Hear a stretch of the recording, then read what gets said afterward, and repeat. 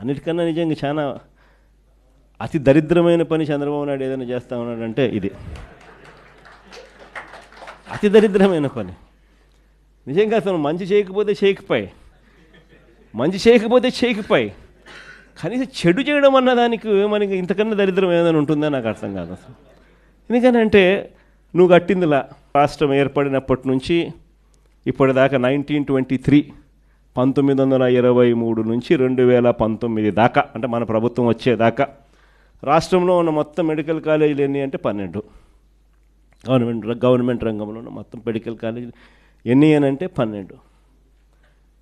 ఈ 12 కాలేజీలకు చంద్రబాబు నాయుడు చేసింది 0.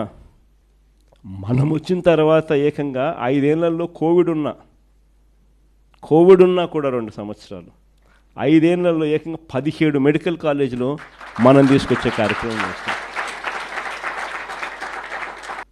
అసలు గవర్నమెంట్ ఎందుకు స్కూళ్ళు నడుపుతుందో, అసలు గవర్నమెంట్ ఎందుకు హాస్పిటల్ నడుపుతుందో, గవర్నమెంట్ ఎందుకు ఆర్టీసీ బస్సులు నడుపుతుందో ఎప్పుడైనా ఆలోచన చేశారా? ఎప్పుడైనా తట్టిందా? ఎందుకంటే గవర్నమెంట్ ఇది చేయకపోతే ప్రైవేట్ వాడు పేదవాడిని మధ్యతరగతిని పూర్తిగా నాశనం చేసేస్తాడు. ఎక్స్ప్లాయిటేషన్ జరుగుతుంది. ప్రైవేట్ ఎక్స్ప్లాయిటేషన్కి చెక్ పడాలి అని అంటే గవర్నమెంట్ అనేది స్కూళ్ళు నడుపుతేనే చెక్కు పడుతుంది, గవర్నమెంట్ అనేది హాస్పిటల్ నడుపుతేనే చెక్కు పడుతుంది, గవర్నమెంట్ అన్నది ట్రాన్స్పోర్ట్ ఆర్టీసీ నడుపుతేనే చెక్కు పడుతుంది. లేకపోతే ప్రైవేట్ వాళ్ళు పేదలను మధ్యతరగతి వాళ్ళను పూర్తిగా ఎక్స్ప్లాయిట్ చేసే కార్యక్రమం జరుగుతుంది. This is common sense. Government medical కాలేజ్తో పాటు అక్కడ ఒక మల్టీ స్పెషాలిటీ హాస్పిటల్ కూడా టీచింగ్ హాస్పిటల్గా అవైలబిలిటీలోకి వస్తుంది.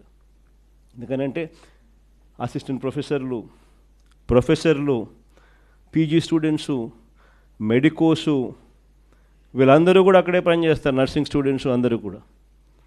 సో ఒక సూపర్ స్పెషాలిటీ హాస్పిటల్ అన్నది కూడా ఒక టీచింగ్ హాస్పిటల్ రూపేణ అవైలబిలిటీలోకి వచ్చి పేదలకు ఉచితంగా వైద్యం అక్కడ అందుబాటులోకి వస్తుంది.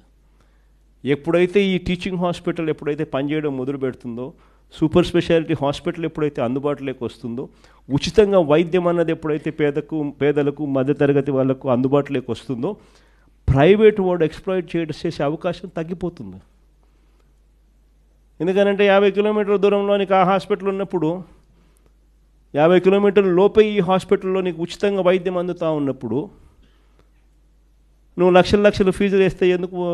ఎవడు డబ్బు కట్టడు కాబట్టి ప్రైవేట్ ఎక్స్ప్లాయిటేషన్ చెక్ పడుతుంది అని పేదలకు మధ్యతరగతులకు ఒకవైపున మంచి చేస్తూ, మరోవైపున ఏకంగా ఈ మెడికల్ కాలేజీల వల్ల 17 మెడికల్ కాలేజీల వల్ల ఏకంగా 4900 మెడికల్ సీట్లు అవైలబిలిటీలోకి వస్తాయి.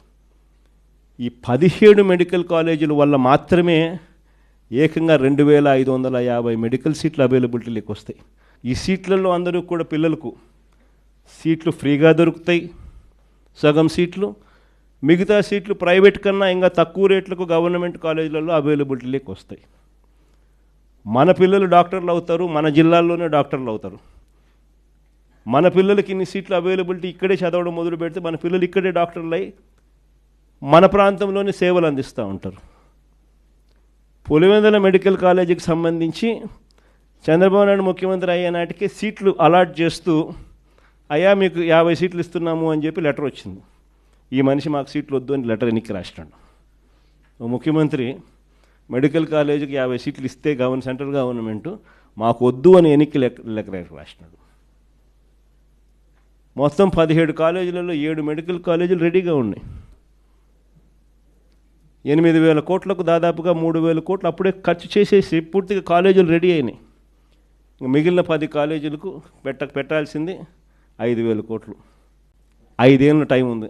సంవత్సరానికి 1000 కోట్లు. మనిషికి మనసు రాదు. 1000 కోట్లు. రాష్ట్ర బడ్జెట్ చూస్తే 2,50,000 కోట్లు. సంవత్సరానికి కావాల్సింది 1000 కోట్లు. 5 ఏళ్ళకి కలిపి 5,000 కోట్లు. పోనీ ఆయన పెట్టకపోతే పాయ, మేము వచ్చినా మేము చేసుకుంటాం. కానీ కనీసం ఇలా స్కాములు చేస్తూ అమ్మడం ఏంది అని అడుగుతా ఉన్నా.